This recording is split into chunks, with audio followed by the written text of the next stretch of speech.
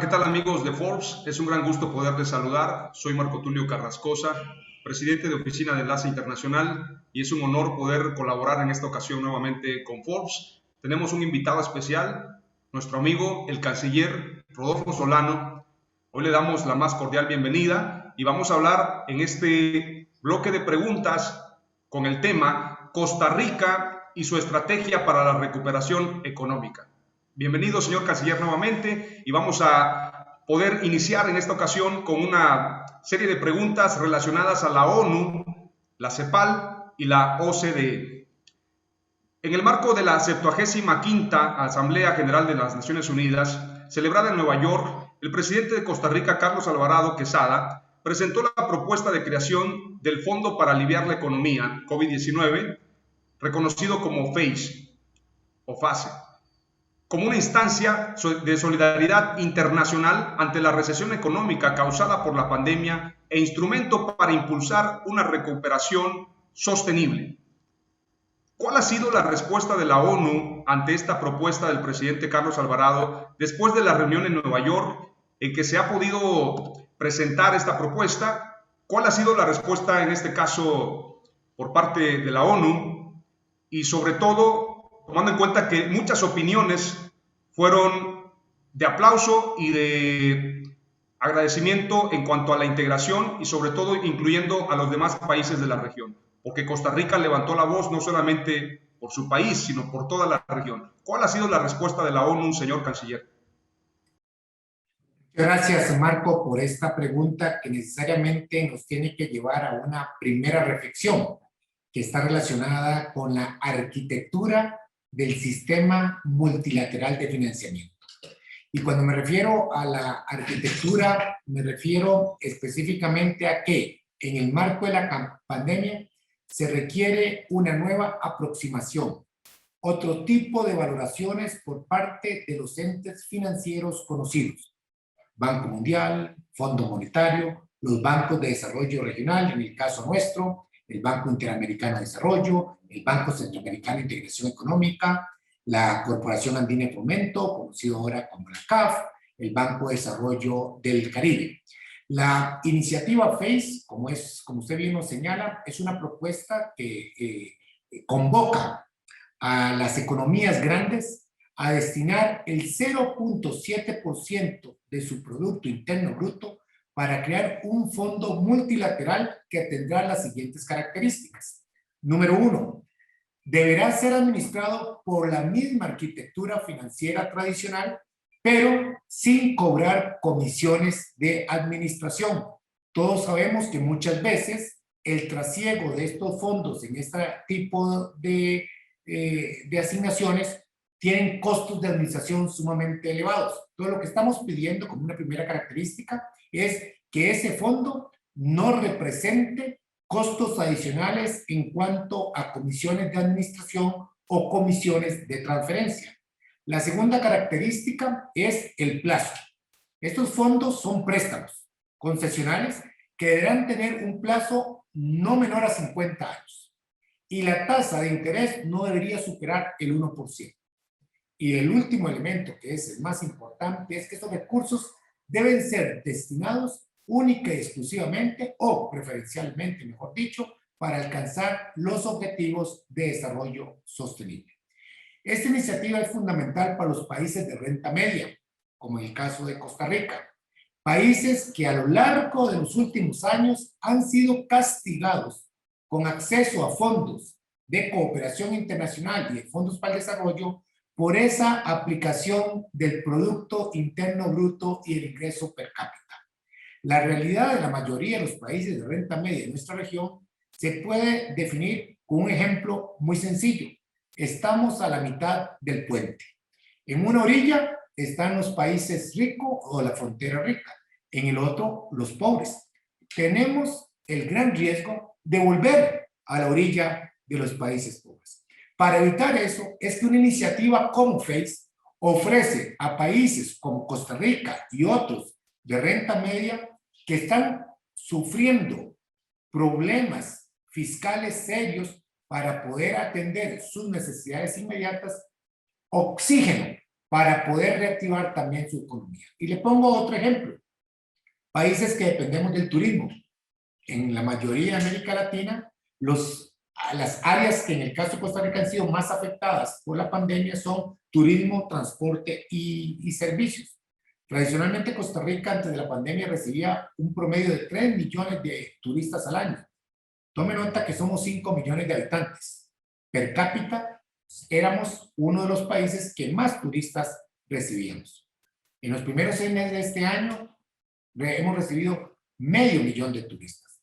Y el turismo es una actividad económica que en el caso de Costa Rica es sumamente virtuosa por su encadenamiento y su capacidad de distribuir los ingresos de una manera muy equitativa. La gran mayoría de las empresas de turismo en Costa Rica son pequeñas y medianas y son muy familiares.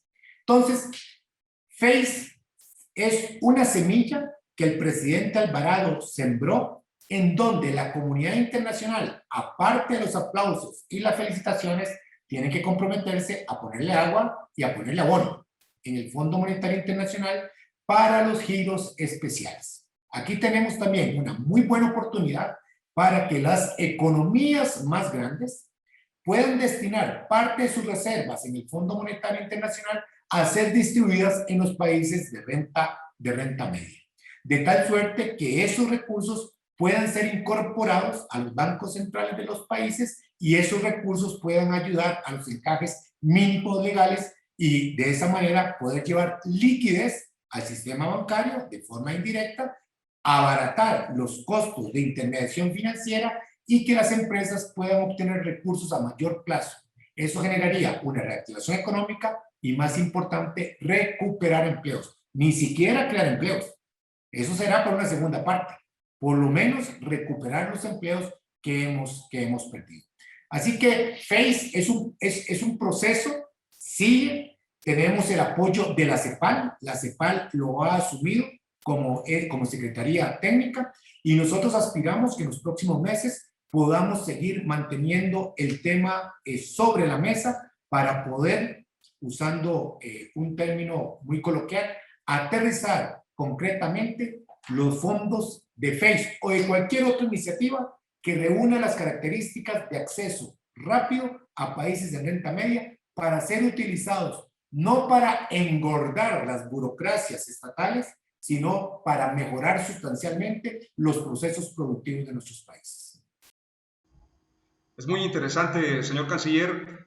Alicia Bárcena, secretaria ejecutiva de la CEPAL, ha mencionado que Costa Rica tendrá gran relevancia al presidir la CEPAL hasta 2022 y también ha dicho que la gestión del presidente Carlos Alvarado y la de usted, canciller Rodolfo Solano Quirós, será clave para la integración de la región. En ese sentido, ¿cómo han respondido los demás países? ¿Cómo ha respondido Nicaragua, Guatemala, El Salvador, Honduras, México? ¿Cómo han respondido a este liderazgo y a esta encomienda que nuevamente Costa Rica está en el ojo del mundo acerca de este tema tan importante en esta pandemia? Les toca a ustedes liderar, pero también tener esta gran responsabilidad. Y ahora les toca ante la CEPAL. ¿Cómo van a aprovechar esta posición para lograr la integración y cómo están respondiendo los países más cercanos en este sentido? Esa pregunta es sumamente pertinente y muy estratégica. Trataré de contestarla también en esa misma línea, Marcos, si usted me lo permite.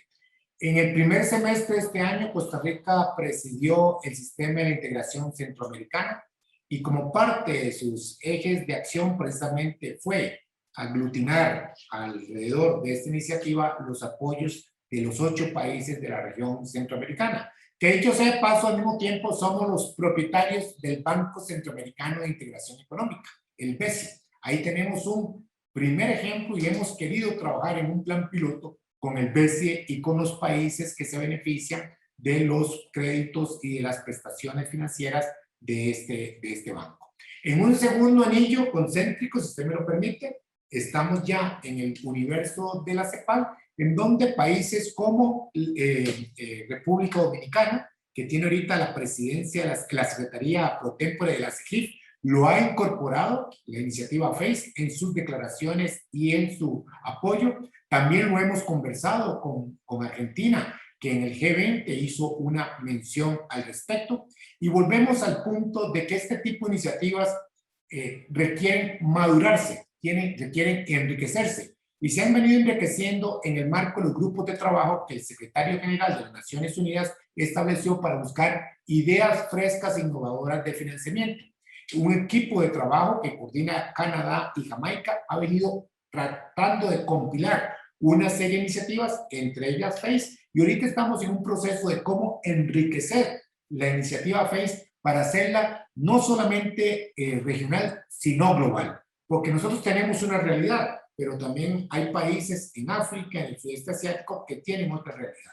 La idea es hacer una propuesta que pueda acumular las mejores opciones para poderla homologar regionalmente, en el caso nuestro, pero también en otras latitudes. Para los próximos meses, usted lo señala bien, tenemos retos y desafíos para que FACE se convierta en una autopista oportuna, inteligente y estratégica para que los países que requieren asistencia financiera en condiciones como las que he mencionado puedan realmente obtener esos beneficios. En esa línea vamos a continuar, un día sí y el otro no. Aquí en México, en estas reuniones, vamos a aprovechar también para seguirle poniendo agua y abono a esa semilla que se llama FACE. Qué interesante, señor canciller Rodolfo. Y en esta visita a México, ¿cuál ha sido la postura del canciller Ebrard y sobre todo acerca de todos estos proyectos que tienen que ver con Latinoamérica? ¿Cómo ha sido la atención y el recibimiento que le ha dado el canciller mexicano Marcelo Ebrard? Mire, desde que yo asumí, he establecido un diálogo franco y permanente con el canciller Ebrard. Él estuvo de visita en Costa Rica el 1 de junio, cuando por primera vez convocamos al primer diálogo de alto nivel entre los países miembros del SICA, el secretario de los Estados Unidos de Norteamérica y el secretario Ebrard, para hablar temas de migraciones, seguridad jurídica y crecimiento y recuperación económica. Yo debo de celebrar que el canciller Ebrard está viendo más al sur. Me parece que eso es muy importante. Hay una relación histórica, tradicionalmente construida. Nos unen lazos culturales e históricos Centroamérica y México sumamente fuertes. En el caso de Costa Rica, México es un socio comercial muy valioso. Nosotros estamos trabajando para activar el acuerdo de asociación en 3 pilares, el político, el de cooperación y el comercial. Y yo creo que en esa tesitura, México se convertirá en un aliado estratégico para impulsar esta necesidad. México es un país de renta media. Es una economía grande, 120 millones de habitantes aproximadamente. Costa Rica, 5 millones. Los dos países estamos, por así decirlo, en los extremos de una región y los dos países somos OCDE. Así que si hay dos países que tienen similitudes a partir de esas asimetrías en tamaño poblacional, tamaño de economía, como México y Costa Rica, compartimos la misma visión estratégica de una región con crecimiento sostenible, es una región que puede avanzar decididamente hacia el progreso humano. Hablando de esa buena relación con México, tengo entendido que se tuvo muy buen acercamiento con nuestro paisano, el mexicano José Ángel Gurría, el secretario general de la Organización para la Cooperación y Desarrollo Económico, OCDE. ¿Cómo está ahora la relación y el acercamiento con el actual secretario de la OCDE, Matías Corman? Bueno, usted sabe que el proceso de ingreso a la OCDE, Costa Rica apenas acaba de ingresar unas semanas atrás. Nos hemos convertido en el miembro número 38, en el cuarto de América Latina, junto con México, Chile y Colombia, pero somos el primero de la región centroamericana y del Caribe, lo que nos genera una mayor responsabilidad. Y ahí nuevamente un diálogo estratégico entre México y Costa Rica como países miembros de la OCDE juega un papel muy importante para impactar positivamente a toda la región. No se trata de que yo solamente pueda avanzar en las mejores prácticas de gobierno. Se trata de poder compartir esas mejores prácticas con todos mis vecinos. En la medida que todos podamos avanzar, progresar, Todos, absolutamente todos nos beneficiamos. El anterior secretario Gurría jugó un papel fundamental en el proceso de acompañamiento para que Costa Rica pudiera ingresar. Fue un proceso de más de 7 años, casi 10 años, en donde tuvimos que someternos a una serie de evaluaciones en 22 diferentes comités. Tuvimos que modificar legislación y lo logramos gracias al apoyo y el acompañamiento de los otros países miembros y en el caso particular de México, un acompañamiento decidido. Nosotros iniciamos ahora ese nuevo proceso, ya no de adhesión, sino ahora como miembros de la OCDE, donde tenemos que empezar también a poner atención a la región latinoamericana. Somos solamente 4 países de la región latinoamericana miembros de la OCDE y tenemos una obligación irrenunciable de levantar la voz para toda la región y convertirnos los 4 en, si usted me lo permite, un GPS para poder compartir las mejores experiencias, las mejores prácticas con todos nuestros vecinos. En ese sentido, vamos a trabajar y vamos a convocar al nuevo secretario de la OCDE, un australiano, para que también en sus prioridades tengamos agendas muy concretas para América Latina. Inclusive usted sabe, Marco, que la región Indo-Pacífico, en donde está liderada por Australia y por Nueva Zelanda, se está convirtiendo en una región de vinculación con nuestra región, en diferentes mecanismos comerciales. No me refiero solo a la Alianza del Pacífico. En el caso de la Alianza del Pacífico, si bien es cierto, está México, Colombia, Chile y Perú, Costa Rica es observador y seguimos en primera posición para incorporar, y eso será un proceso que se irá madurando en los próximos años, una vez que se recompongan los bloques comerciales que se han estado reorganizando en los últimos años. Pero yo tengo toda la esperanza y toda la ilusión de que la agenda OCDE con visión latinoamericana podrá ser aplicada inteligentemente con la nueva secretaría, pero sobre todo con el respaldo decidido de los 4 países latinoamericanos miembros de la OCDE. Muy interesante escuchar esta integración, este plan de integración, y es importante también hablar precisamente de lo que se alcanzó recientemente con el Fondo Monetario Internacional, donde recientemente en enero de este año se acordó a nivel técnico un financiamiento por $1.750 millones que tiene como objetivo contribuir a estabilizar las finanzas públicas del país. ¿Qué nos puede decir acerca de esta importante gestión donde participaron varios actores y Costa Rica, con su liderazgo, con su gestión, lograron este importante acuerdo? Marco, Costa Rica y la región latinoamericana tenemos muchos problemas que son de orden estructural, que se han venido posponiendo su solución.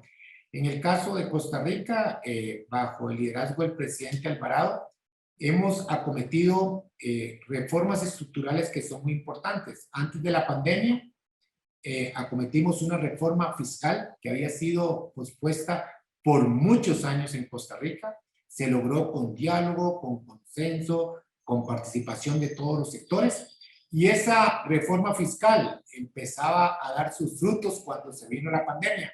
Y eso obligó a que los recursos públicos fueran destinados a atender la pandemia, a asistencia social, a transferencias específicas para los que habían perdido sus empleos. Y eso redujo aún más ese espacio fiscal.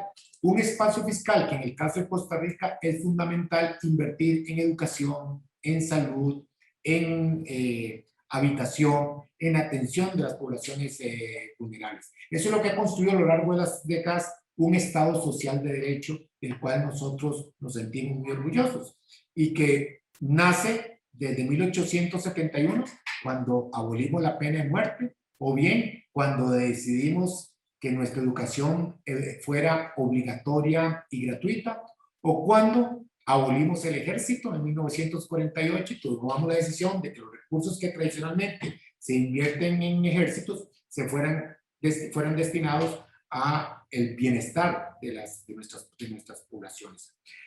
La pandemia nos tomó a todos por sorpresa. Nadie había estudiado en sus universidades en ningún curso de atender pandemias con aproximación sociológica o macroeconómica, y hemos ido aprendiendo en el camino, y el Fondo Monetario Internacional nos permitió establecer un proceso de negociación para lograr este acuerdo de apoyo financiero por 1.750 millones por los próximos 3 años, donde se van dando desembolsos programados de aproximadamente 260 millones de colones para ir de la mano con la propuesta fiscal que habíamos aprobado antes de la pandemia. Es un proceso de transformación también en materia de empleo público, donde nosotros ya aprobamos una ley en primer debate y la vamos a discutir en las próximas semanas en su segundo debate en el Congreso. También vemos como necesario acometer reformas en el Estado costarricense, hacerlo mucho más eficiente, mucho más eficaz, sin que signifique eso despedir funcionarios. Todo lo contrario, es cómo podemos repensar el Estado en su condición actual para que sea respuesta oportuna a las necesidades de la ciudadanía. Es un proceso que lo estamos desarrollando, que trasciende una cronología de un gobierno, que en el caso de nosotros es de 4 años, pero que se fundamenta en una política pública, es decir, que tenga coherencia conceptual la hoja de ruta que como país, independientemente del gobierno en turno, sabemos que tenemos que acometer. Manuela Goretti, jefa de división del Departamento del Hemisferio Occidental, líder de la misión del FMI ante la negociación con el gobierno de Costa Rica, ha enfatizado la necesidad de aplicar reformas estructurales e institucionales, como usted lo señala, señor canciller, en el país para poder impulsar la competitividad y fomentar el crecimiento. ¿Cómo va el gobierno de Costa Rica en ese sentido hacia una ruta de crecimiento macroeconómico? ¿Qué nos puede expresar acerca de este nuevo enfoque? Ya no es hablar del déficit, del PIB, ahora es hablar de un crecimiento macroeconómico porque se están logrando las metas, pero hay que salir del escepticismo y lograr precisamente lo que para muchos ha parecido imposible. ¿Cómo va Costa Rica en ese enfoque? Ese esfuerzo fiscal, los números que el día de anteayer publicó nuestro Ministerio de Hacienda, por segunda vez consecutiva en lo que vamos del año, ya tenemos un superávit primario positivo en las cuentas fiscales, ya se está convirtiendo en una tendencia. Si a esto usted le suma paralelamente que durante la pandemia las exportaciones costarricenses crecieron, la inversión extranjera directa también aumentó, son 2 paralelismos que tienen que ir de la mano. Falta un tercer elemento para alcanzar esa máxima de una recuperación económica sostenible, que es la educación. No solamente en educación, sino también en las fallas estructurales del Estado costarricense como un todo. La pandemia lo que vino a reflejar y a visibilizar era lo que ya sabíamos desde antes, las inequidades y las brechas estructurales que teníamos. La CEPAL hizo un estudio muy valioso sobre brechas estructurales, identificando a dónde se producen esas brechas, y sobre eso nosotros estábamos trabajando. La pandemia nos ha puesto en pausa, de una manera sí, pero yo creo que más bien nos ha demostrado la necesidad impostergable de seguir avanzando en esa ruta.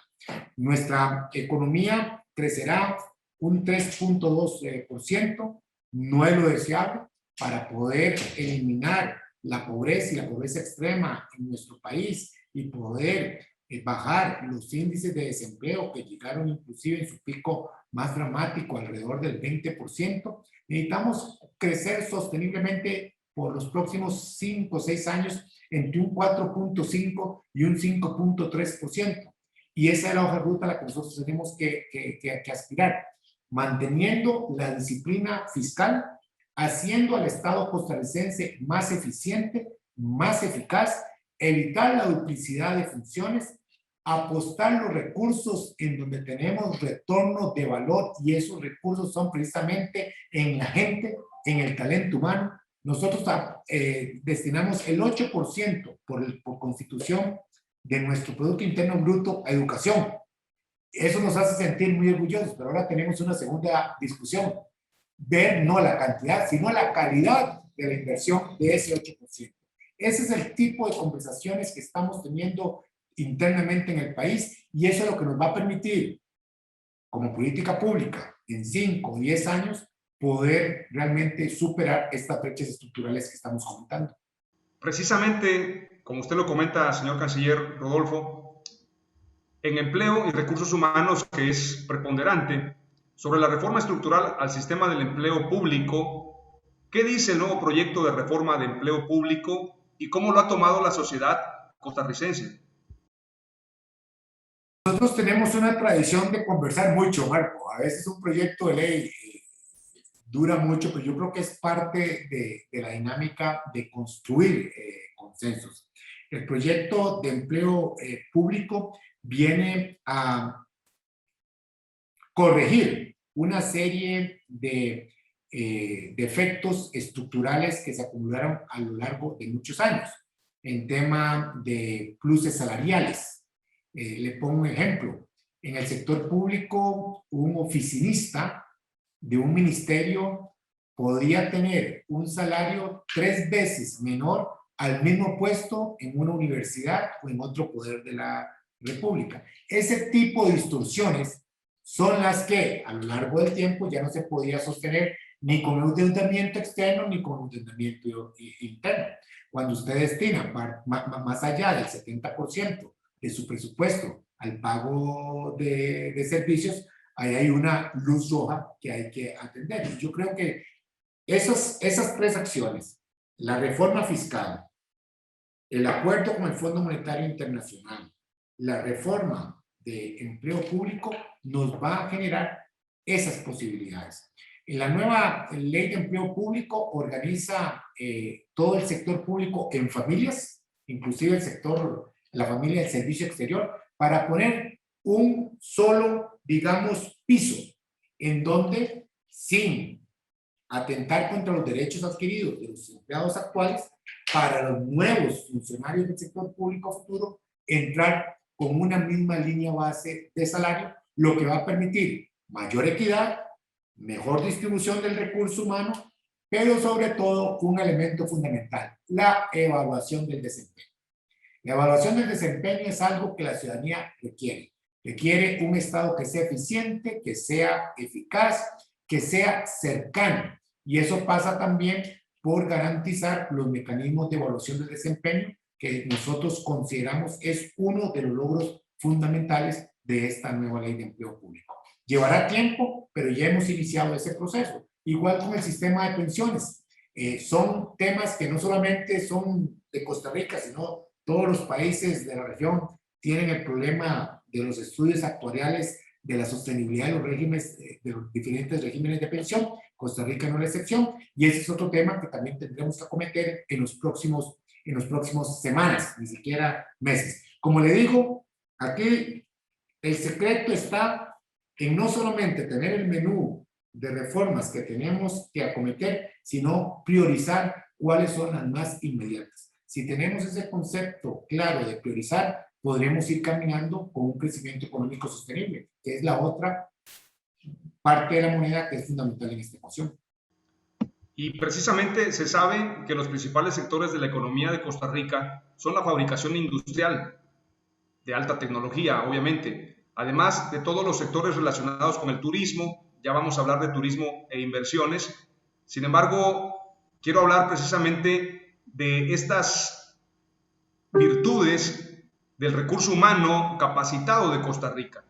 ¿En qué se ha destacado y cuál ha sido el elemento clave para que sea reconocido el recurso humano capacitado de Costa Rica? Precisamente por no tener nosotros recursos naturales tradicionales, me refiero a petróleo, gas, que posiblemente los tenemos, pero hemos tomado la decisión de no explotarlos. El recurso más valioso que tenemos es la naturaleza y el talento humano. La unión de esos dos recursos es la clave para enfrentar los retos y desafíos. Vea que si el talento humano es tan importante en Costa Rica que no hay otra manera de poder explicar cómo hace 30 años Costa Rica tenía solamente en su oferta exportable 4 productos: caña de azúcar, banano café y algo de carne. 30 años después, Costa Rica exporta más de 4.200 productos a más de 152 diferentes países. Para haber hecho eso en 30 años, la única explicación que hay es la capacidad de nuestro talento humano. Y ahí es donde tenemos que apostar. Por eso es que hoy seguimos exportando café de muy buena calidad, pero hoy nuestro principal producto de exportación son los dispositivos médicos, la alta tecnología.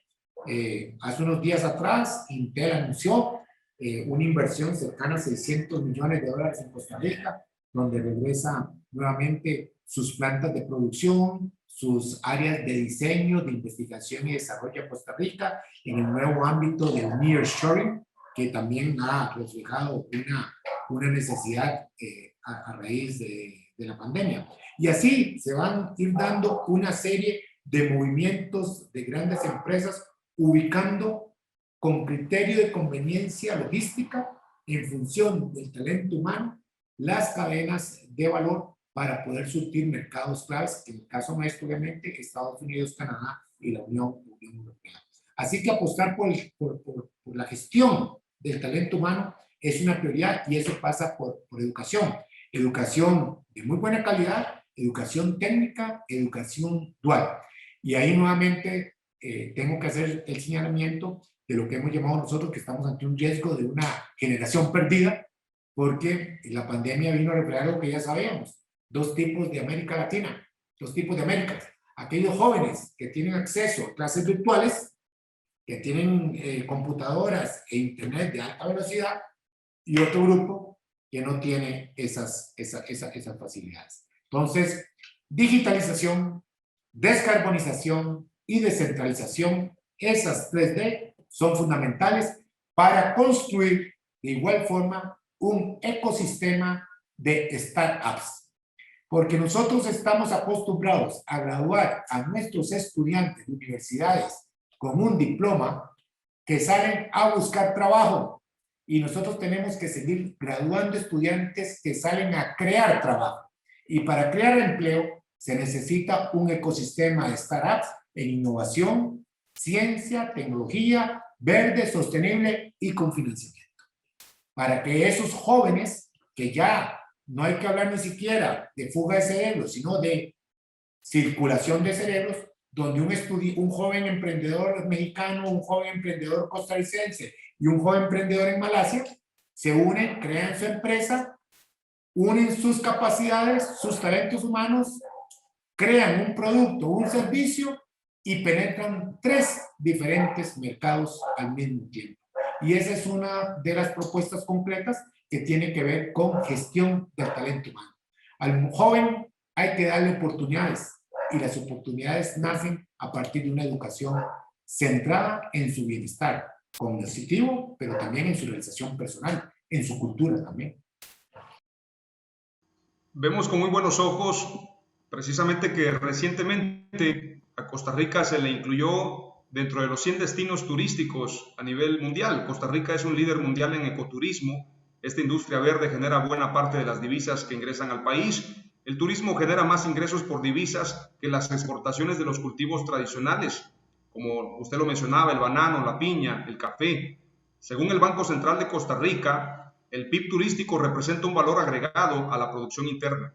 ¿Cuáles son las estrategias que están implementando y que implementarán para el sector turístico, que es un sector importantísimo para la economía de Costa Rica? ¿Cuáles son esas estrategias que implementan ahora mismo y que implementarán en los próximos años?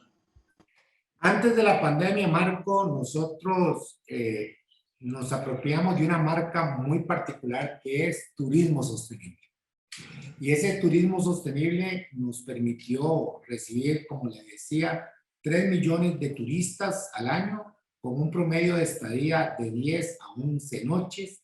Un turista, si usted me lo permite, sofisticado. Y cuando digo yo turista sofisticado es el turista que quiere ir a ver, que quiere turismo de aventura, que quiere turismo de visitar parques nacionales, turismo de salud. Obviamente la pandemia y al cerrar aeropuertos nos afectó mucho. Como le decía, en estos primeros 6 meses hemos recibido 500,000 de turistas, de los cuales los que han regresado, cuando regresan y se les hace la prueba de PCR, solo el 0.07% tuvieron algún contacto relacionado al COVID. Lo que quiero decirle es que hemos logrado en nuestra industria turística incorporar ya no solamente desarrollo sostenible, turismo sostenible, sino también que sea un destino sanitariamente seguro. Y eso es uno de los principales atractivos que en los próximos años el turista internacional va a consultar. No solamente las bellezas naturales, no solamente los servicios, la calidad de servicio al cliente, sino que los protocolos que se observen en este destino le garanticen a él que va con su familia, con su novia, con su esposa, con sus amigos, a un tratamiento médico, a un destino sanitariamente seguro. Ese concepto es importante, no solamente para Costa Rica, sino para toda la región, porque para yo pasar de 500,000 de turistas en 6 meses a 1,000,000, necesitamos también elaborar estrategias multidestino. Entonces, un turista que viene a México, que va a Costa Rica o que va a Sudamérica, para que se haga ese periplo, necesitamos que todo ese multidestino cumpla con los mismos protocolos sanitarios. Así que ahí hay una ventana de oportunidad y en esa línea nuestro sector turístico está trabajando y por eso ha sido reconocido y valorado recientemente por publicaciones internacionales como la que usted menciona. La conectividad aérea se está activando fuertemente. Ya tenemos casi el aeropuerto internacional de Liberia, casi está un 90% de su operación pre-pandemia, y el aeropuerto internacional Juan Santa María está en un 68% previo a la pandemia. Todavía falta mucho, faltarán 1 año y medio posiblemente para una estabilidad de la industria, al menos de conectividad aérea, pero igual, al final del día, todo está relacionado con el acceso oportuno, inmediato, rápido a las vacunas para que podamos inmunizar a nuestras poblaciones y hacer de nuestros destinos lo más seguro y, consecuentemente, la reactivación económica. Un turista significa construcción de infraestructura, alimentación, servicios. Es un ciclo económico virtuoso del cual nosotros estamos convencidos y vamos a seguir trabajando para lograr su normalización en el menor tiempo posible. Me parece muy interesante, señor canciller, y quiero preguntarle precisamente en esta expansión que están experimentando, donde le han apostado al turismo, donde le han apostado a la calidad, al servicio, al recurso humano en este caso, y obviamente a la seguridad. ¿Cuáles son las estrategias que están implementando para proyectos de infraestructura que tienen que ver con turismo? Y en este caso, ¿cuáles serían los próximos proyectos de infraestructura y si requieren inversión extranjera para realizarlos? En el caso del turismo y la atracción de inversiones al turismo hacia el país de Costa Rica. Ese es un tema fundamental. Nosotros tenemos una política de atracción de inversiones ofreciendo no solamente talento humano, sino algo muy importante, seguridad jurídica, para que el inversionista sepa que las reglas son claras, se mantienen en el tiempo y que su riesgo de inversión realmente es inexistente. En materia de turismo estamos desarrollando no solamente propuestas de desarrollo de polos territoriales que abarcan desde construcción de nuevos hoteles, sino también marinas, que es muy importante, y reactivar la industria de los cruceros. En esa línea, no solamente cadenas de hoteles tradicionales que conocemos están haciendo importantes inversiones en Costa Rica. Solamente en este año 3 nuevos hoteles han abierto en Costa Rica con capacidad de más de 250 y 300 habitaciones, lo que es una señal clara de confianza de que muy pronto volveremos a la normalidad en la materia turística, pero también entendiendo que la posición geográfica de Costa Rica la convierte en un hub estratégico, en un hub inteligente para conectar el Pacífico con el Caribe, el norte con el sur. Y en esa línea es que la atracción de inversiones en materia turística sí es una prioridad que tiene, como le digo, varias fases, no solamente nuevos hoteles, sino restaurantes, tour operadores, marinas y, claro está, todo lo que son las líneas aéreas. Estamos ya casi llegando al final. Embajador, sé que tiene actividades como canciller en esta visita especial a México y quisiera aprovechar a hacerle las últimas dos preguntas. Un país sin ejército, con seguridad. Costa Rica es uno de los países más importantes y desarrollados dentro de los países que no tienen fuerzas armadas. En 2018 cumplieron 60 años en abolir el ejército. ¿Cómo se garantiza la seguridad? Tenemos información que recientemente las autoridades de Costa Rica informaron del decomiso de 4.3 toneladas de cocaína y ya precisamente en años anteriores se había hecho igual un decomiso histórico y ahora nuevamente la seguridad manifiesta este decomiso. ¿Cómo pueden ustedes enfrentar esto que está sucediendo y teniendo este tipo de decomisos sin tener un ejército? ¿Cómo están apostándole a la seguridad? ¿Y cuáles son las estrategias que están implementando para que Costa Rica esté seguro a pesar de estos decomisos que han habido? Mi primer comentario es señalar que el tráfico internacional de drogas es una situación sumamente seria y sumamente preocupante que tiene que ser abordada regionalmente. Costa Rica, por su ubicación geográfica, es un país de tránsito de la producción de droga del sur hacia el norte, pero también hay que tener claro que las redes criminales se han corporativizado, es crimen organizado, tienen estructuras financieras muy consolidadas y de alguna manera también han tratado de penetrar las diferentes formas o niveles de actividad económica de nuestros países en la región. Esta amenaza tenemos que enfrentarla regionalmente, no solamente desde el punto de vista de la represión, sino también de la prevención, dándole mejores oportunidades a nuestros jóvenes, a nuestras niñas, a nuestros niños, para que no tengan que abandonar sus escuelas. El lugar donde una niña y un niño tiene que estar son las aulas, no siendo víctima de un distribuidor de droga que los contrata para que puedan hacer algún tipo de distribución al detalle en diferentes barrios y comunidades. Este es un tema que tenemos que abordar con decisión regionalmente. Cada país tiene una cuota de responsabilidad. Nosotros la estamos enfrentando con nuestro mayor compromiso. Prueba de eso es el incremento de decomisos de droga.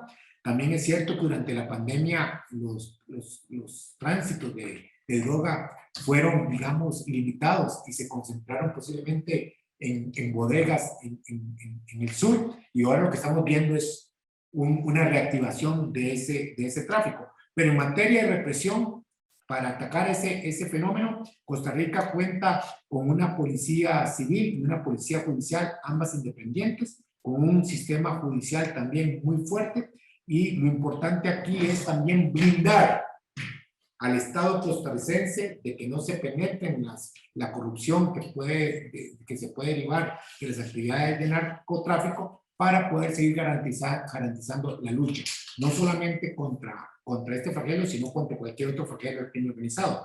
Y en materia de protección de nuestra soberanía, hemos creído, seguimos creyendo y creeremos siempre en el multilateralismo y en el derecho internacional para poder defender los principios, nuestra soberanía y nuestra integridad territorial. Señor Canciller, hemos llegado al final de esta entrevista, no sin antes agradecerle su tiempo, agradecerle el estar con nosotros en este espacio, y nos han escrito mucha gente, nos han pedido preguntarle, porque las próximas elecciones se dan el próximo 6 de febrero del 2022 y ante la CELAC Costa Rica está jugando un papel muy importante, y de alguna manera quisiera preguntarle cuál es el panorama suyo como canciller representando al gobierno de Costa Rica a nivel internacional. ¿Cuál es su panorama para las próximas elecciones y cuál es el mensaje, hablando de derechos humanos, para todo Costa Rica? La institucionalidad democrática y la promoción efectiva de los derechos humanos están totalmente ligadas. Y para que tengamos una democracia activa y participativa de toda la ciudadanía, necesitamos una prensa libre, independiente, que pueda seguir siendo eco de las necesidades y de las urgencias de la ciudadanía. En el tanto en que nosotros podamos garantizar la institucionalidad democrática, el respeto a los derechos humanos y una prensa libre e independiente, el proceso electoral de Costa Rica del próximo 6 de febrero será nuevamente un homenaje al sufragio y que las cosas se tienen que decidir en las urnas y no por las armas. Esperamos visitarles pronto en Costa Rica y Forbes también les ofrece esta casa, este espacio siempre para ustedes. Muchas gracias, amigos y amigas de Forbes. Hemos llegado al final de esta entrevista con el canciller Rodolfo Solano Quirós. Gracias por acompañarnos.